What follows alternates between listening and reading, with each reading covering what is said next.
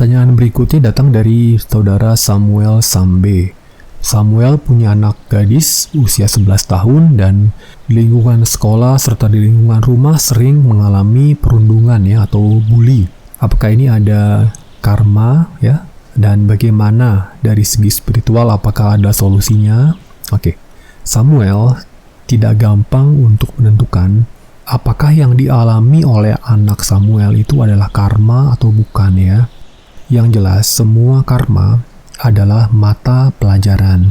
Tapi tidak semua mata pelajaran adalah karma.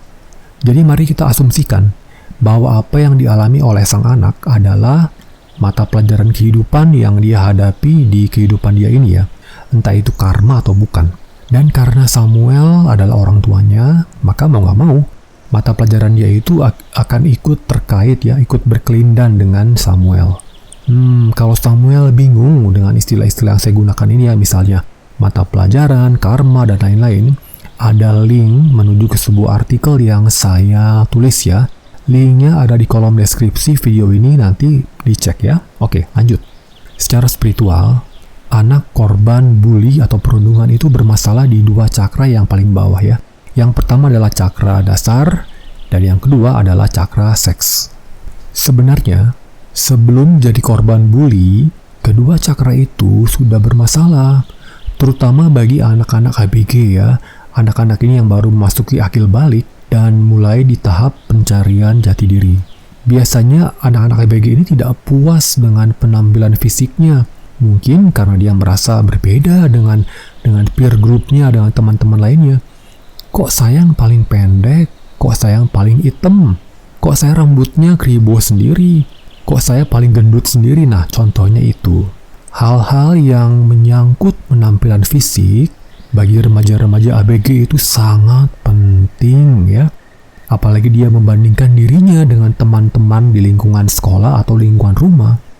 Selain penampilan fisik, faktor lainnya yang juga penting di mata remaja ABG adalah status ekonomi dan status sosial keluarganya. Kadang-kadang, status agama yang berbeda juga bisa menjadi penyebab anak menjadi korban bully. Nah, Samuel, kalau anak tidak puas dengan berbagai faktor yang saya sebutkan tadi, maka kedua cakra terbawa dia bisa terganggu. Saran saya, baik anak dan orang tuanya harus kerjasama. Orang tua adalah pilar dan figur sentral dalam keluarga, dan anak selalu melihat pada orang tuanya karena orang tua adalah pilar yang mereka jadikan teladan ya.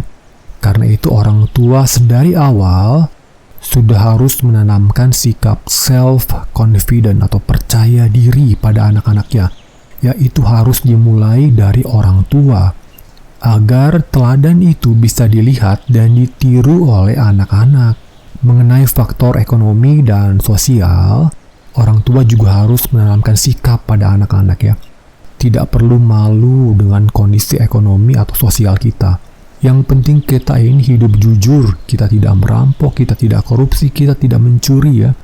Uang itu bisa dicari, dan roda kehidupan selalu berputar. Jadi Samuel, itu dulu yang menurut saya harus dilakukan ya. Berikan teladan yang bisa dilihat, bisa ditiru dan dicontoh oleh anak-anak. Selain itu, Samuel juga bisa menyertakan anak dalam kegiatan yang merangsang cakra dasar dan cakra seks dia ya, supaya lebih aktif. Untuk anak-anak seumur dia, belajar meditasi, misalnya meditasi cakra yang pernah saya ajarkan di channel ini, itu bukan pilihan yang bijaksana ya. Karena meditasi yang saya ajarkan itu menuntut seseorang untuk duduk dengan tenang, duduk diam, dan pikiran terfokus. Nah, anak-anak serta remaja itu biasanya belum bisa diajak yang begituan ya. Mereka cepat bosen. Karena itu kegiatan yang saya anjurkan adalah Samuel cari kegiatan fisik seperti olahraga atau bela diri. Ini ada kaitannya dengan cakra dasar atau muladhara. Yang paling bagus kata saya adalah bela diri atau martial art ya. Karena banyak hal-hal lain selain fisik yang ditanamkan dalam kegiatan bela diri ya. Bela diri itu mengajarkan anak untuk pede ya dan berani. Hei, kamu jangan lari dari masalah. tapi kamu juga jangan takut kalau ketemu dengan masalah. Itu yang saya suka dari kegiatan bela diri. Nah, kalau anak tidak tertarik dengan kegiatan fisik ya, dengan bela diri atau dengan olahraga, bisa coba kegiatan seni ya. Ini ada kaitannya dengan cakra seks. Cakra seks itu berkaitan dengan kreativitas ya, jadi tidak selalu harus berhubungan dengan aktivitas seksual, enggak ya. Karena dia berhubungan dengan kreativitas dan mengembangkan kreativitas, maka cara terbaik adalah dengan kegiatan seni. Seni itu kan luas sekali ya, ada seni suara, seni tari, seni lukis, seni pahat, desain grafis, dan lain-lain. Pokoknya cari kegiatan-kegiatan yang merangsang daya kreativitas anak agar bisa diperkenalkan dari sekarang. Kalau anak kreatif ya, maka pelan-pelan rasa percaya diri atau self-confident dan rasa menghargai diri sendiri atau self-esteem-nya akan ikut naik. Ketika cakra seks aktif, maka cakra dasar juga akan terdorong untuk menjadi lebih aktif. Tapi saya nggak tahu apakah di zaman pandemi sekarang ini, apakah masih ada nggak kegiatan bela diri ya, atau kegiatan-kegiatan seni.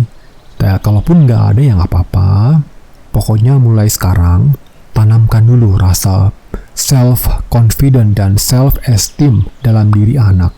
Tanamkan dalam dirinya bahwa dia itu berharga, dia itu menarik.